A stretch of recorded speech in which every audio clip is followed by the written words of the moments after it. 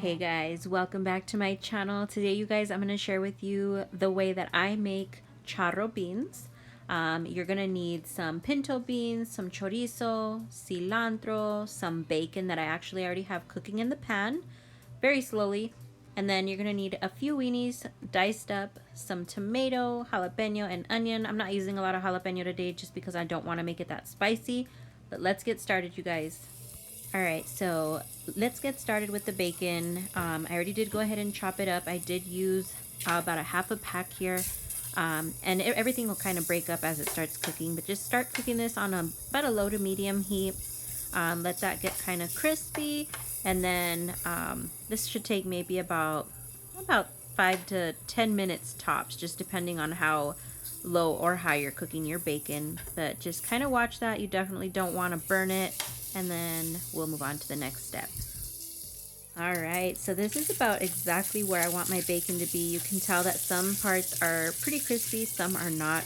And that's exactly what we're looking for. You don't want it to be all too crispy. What I'm gonna go ahead and do here, as soon as I take this out, I'm gonna go ahead and put that on a paper lined plate. And then I'm just gonna set that aside until I'm ready for it.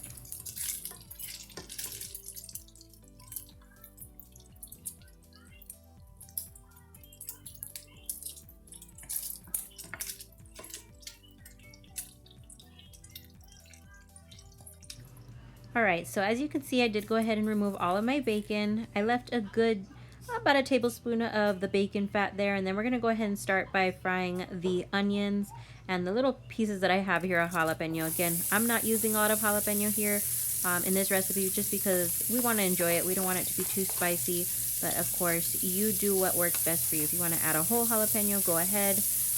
Here I'm just adding very little. So I'm going to go ahead and get these going just for about maybe 2 minutes or so, and then I'll go ahead and add my tomatoes.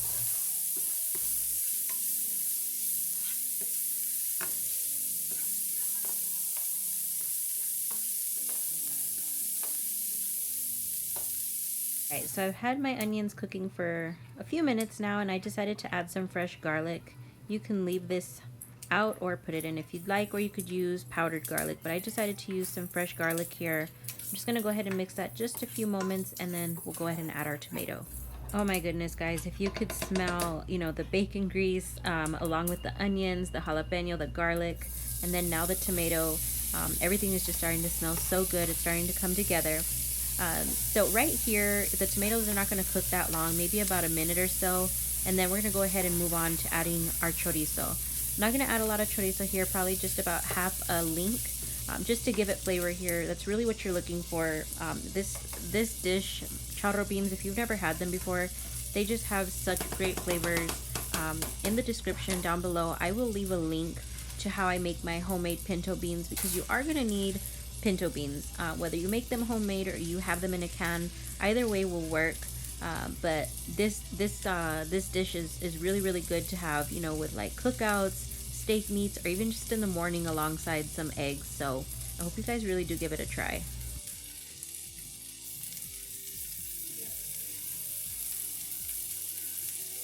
Alright guys, so as far as the chorizo goes, you can use any kind of chorizo that you have, just whatever kind that you guys like using at home. I am working with Peyton today. That's normally what I find at Walmart. I am working with a low heat here. I'm going to continue stirring my veggies and then just breaking down the chorizo as much as I can. Definitely don't let that burn.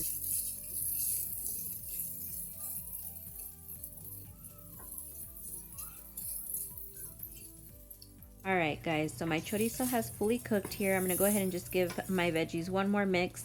And then again, my pinto beans, this is what I had left in my container that I made from earlier in the week. So I am going to go ahead and use that all. As you can tell, you definitely do want to have some of that juice that comes from the beans. So if you do use store-bought beans in a can, definitely do not drain the juice from the beans.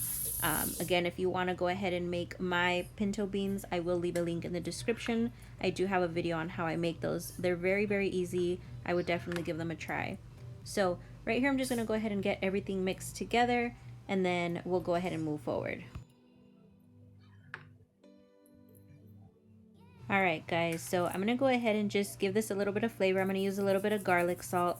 Again, depending on if you use, my homemade recipe to make pinto beans or the store-bought recipe, just before you add any garlic salt or any seasonings, because of course you already added, some chorizo, you already added garlic. So just taste the juice and just see how you like it, and then kind of adjust it as you go. If you want to add more salt, go ahead and add garlic, garlic powder, garlic salt, whatever seasonings you have on hand to make it taste the way you like it. All right, so I let them simmer on a low to medium heat, and then I'm gonna go ahead and add in my bacon, and then we're also gonna go ahead and add in our weenies. Right here, you're just gonna go ahead and let everything kind of work together for a good 10 minutes or so, and then the last part is adding our cilantro and our chicharrones.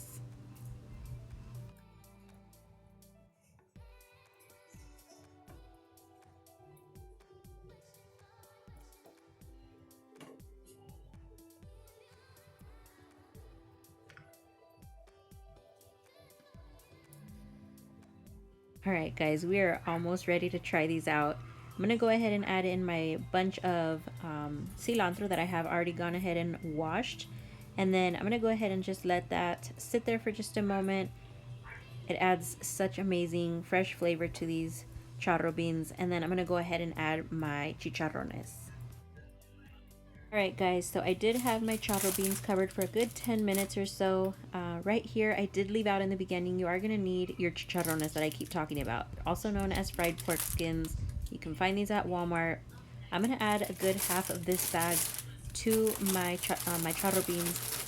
That's definitely what you need the juice for. As soon as you put the chicharrones in, they're going to start soaking up that juice. They soak up all that flavor. They're going to cook for about another 5 minutes or so, and they'll definitely get a lot softer.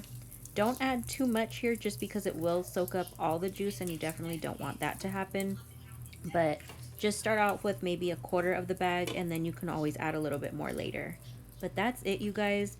I hope you guys enjoyed this recipe. It is so good. Like I said, there's so many different ways that you can eat this, or just eat them by themselves. They're good just like that in a bowl by themselves. But yeah, other than that, I hope you guys enjoyed this video, and until next time, bye guys.